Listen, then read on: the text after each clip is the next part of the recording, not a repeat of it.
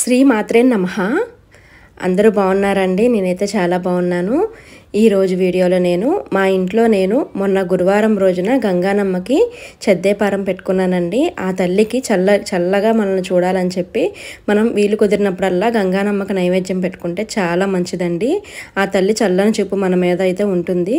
ఇంకా గంగానమ్మకి మనం నైవేద్యం పెట్టుకోవాలంటే ఒక్కొక్క ప్రాంతంలో ఒక్కొక్కలా చేసుకుంటారండి. మా ఇంటి వాళ్ళు చేసే పద్ధతి అయితే నేను చూపిస్తున్నానండి.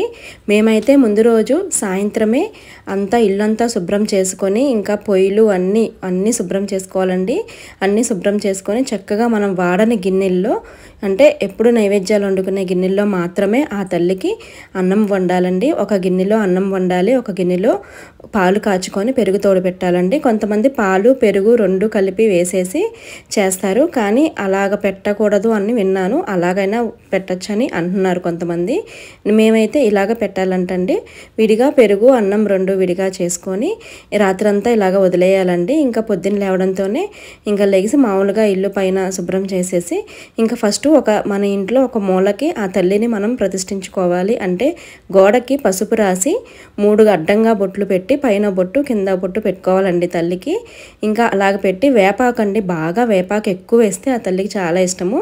ఎంత వేపాకు పెడితే అంతగా ఇష్టంగా ఉంటుందండి తల్లికి. వేపాకు అయితే నేను చాలా ఎక్కువే తెప్పించి ఫస్ట్ అయితే బొట్టు పెట్టుకొని కింద ముగ్గు వేసుకున్నానండి. ఇంకా ముగ్గు వేసి అది ఆ ముగ్గు మీద పేపర్ వేసి అటు ఇటు వేపాకులు పెట్టుకున్నాను కదండి. ఇంకా అరిటాకు తెప్పించి అరిటాకు మీద పెట్టుకున్నానండి. పువ్వులు కూడా మనము అందినంత వరకు పువ్వులు అయితే ఆ తల్లికి మనం పెట్టుకోవాలి. ఇంకా నేను చూపించిన విధంగా పువ్వులు అయితే పెట్టుకున్నాను.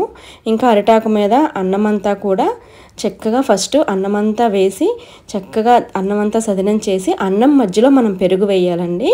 పెరుగు కూడా మధ్యలో గుంతలాగా చేసి పెరుగు వేసి కొంచెం ఉప్పు వేయాలి. ఉప్పు వేసి అలాగే పచ్చిమిరపకాయ ఉల్లిపాయ కూడా మనం కోసి ఆమెకి నిండుగా పెట్టాలండి.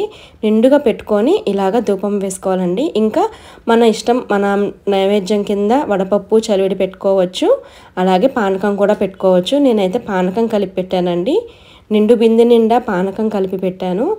ఇంకా పానకం పెట్టి ఇంక ఇలాగా వేసిన తర్వాత కొబ్బరికాయ కొట్టి మనం దండం పెట్టుకోవడమేనండి.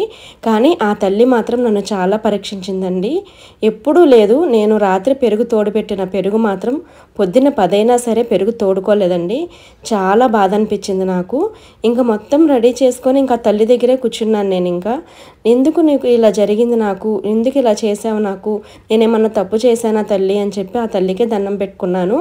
అది తోడుకునే వరకు నేను నీ దగ్గరే కూర్చుంటానమ్మా, నేను ఎక్కడికి కదలను అని చెప్పి ఆవిడ దగ్గరే కూర్చున్నానండి. నేను కరెక్ట్గా 10 గంటలకి చూశాను పెట్టుకుందామని. అప్పటికి పెరుగు తోడుకోలేదు, ఇంకా పాలుగానే ఉంది. ఇంకా నేను ఒక అరగంటే చూశానండి, 10:30 దాకా చూశాను. ఇంకా 10:30కి ఆవిడ దగ్గరే కూర్చున్నాను కదా. ఇంకా దండం పెట్టుకొని నువ్వు ఎలా పెట్టించుకోవాలనుకుంటున్నావో నీ ఇష్టం తల్లి, నీదే భారము అని చెప్పి ఇంకా లెగిసి వెళ్ళి పెరుగు చూశానండి. చక్కగా తోడుకుందండి. నాకైతే చాలా ఆశ్చర్యం అనిపించింది. ఒక్క అరగంటలోనే ఆ తల్లి మహిమ చూపించింది నాకు. కానీ ఇది నాకు ఒక పరీక్షలాగా అనిపించింది. అసలు ఎన్ని సంవత్సరాల్లో ఎప్పుడు నైవేద్యం పెట్టినా నాకు ఏ ఆటంకాలు జరగలేదండి. మరి ఆ తల్లి నన్ను పరీక్షించిందో లేదంటే ఎందుకు ఇలా చేసిందో అనేది ఆ తల్లికే వదిలేశాను. ఆమె మీదే భారం వేశాను. ఆవిడకే దండం పెట్టుకున్నాను నేను. చక్కగా పెరుగైతే తోడుకుందండి. నేను చక్కగా ఆవిడకి నైవేద్యం ఇలా అయితే సమర్పించి కొబ్బరికాయ కొట్టానండి. నాకైతే చాలా ప్రశాంతంగా అనిపించింది. ఇలా నైవేద్యం పెట్టుకున్న తర్వాత రోజు అసలు చాలా ప్రశాంతంగా ఉందండి ఇల్లంతా కూడా. మనకేమన్నా చికాకులుగా ఉన్నా ఏమన్నా ఇబ్బందులుగా ఉన్నా ఆ తల్లికి మనం ఇలాగా నైవేద్యం పెట్టుకుంటే ఆ తల్లి చల్లని చూపు మన మీద ఎప్పుడు ఉంటుందండి. మీలో ఎవరైనా ఇలాగ చేస్తారా? ఎంతమంది చేస్తారో, మీరు ఎలా చేస్తారో నాకు కామెంట్ చేయండి. వీడియో నచ్చితే ఒక్క లైక్ చేసి సబ్స్క్రైబ్ చేసుకోండి. Thank you so much for watching. శ్రీ మాత్రే నమః.